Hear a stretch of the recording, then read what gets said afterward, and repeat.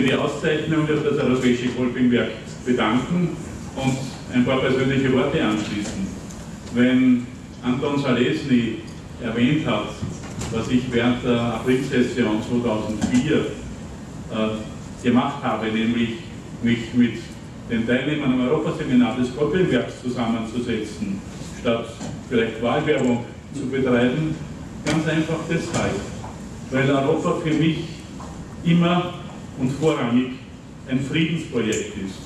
Und ich bei diesen jungen Menschen, die am Europaseminar teilgenommen haben, bemerkt habe, gespürt habe, dass das friedliche Miteinander, das friedliche Zusammenleben in Europa für sie das Hauptanliegen ist. Und es war mir wichtiger, als mit Politikern zu reden, die vielleicht irgendwelche Eigeninteressen gehabt hätten. Es war mir wichtig, mit diesen jungen Menschen das Friedensprojekt Europa weiter voranzubringen.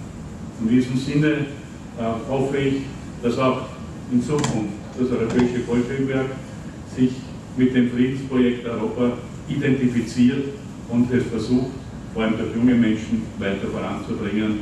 Die Auszeichnung, die ich erhalten habe, sehe ich als ein Zeichen dafür an, dass die Bereitschaft bei Ihnen vorhanden ist. Herzlichen Dank nochmals.